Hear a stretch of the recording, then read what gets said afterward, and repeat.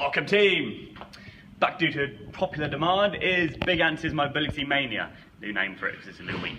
Right, what we're doing today. We do a lot of squats here. Alexa likes to program them into the equation.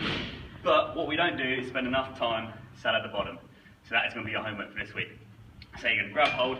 If you can do it just standing normally, that's fine. But for most of us, it's a bit easier to grab hold of the rig. So you can cut the rig, do a nice deep squat. Just going to chill out here. Pretty comfortable. So the things to think about, you're going to be pushing your knees out as far as you can with your elbows. Nice and simple, and then you can just sit out here for 10 minutes. You can read Jerome's inspirational quotes.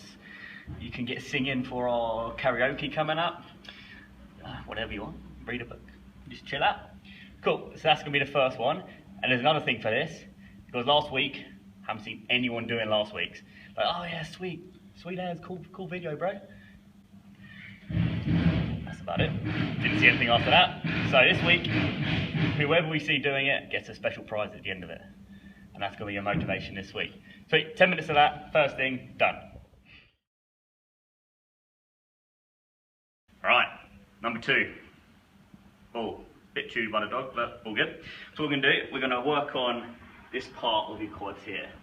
So, especially as we've done a lot of wall balls today, this part here is called the patellar pouch, which is just above your kneecap, and it gets real locked up. Especially after doing lots of squats, if you sit down the whole day, it gets real tight.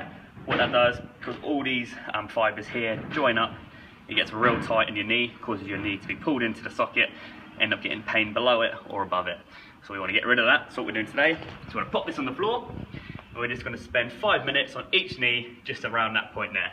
So I'll come sideways. So you're going to pop it just above the knee, and another 5 minutes camped out here. So you're going to come down to a sore spot, you're going to put as much pressure on it as you can, and from there you're just going to raise your knee up, your leg up, and down. So you can feel a few little twings on my tendons here.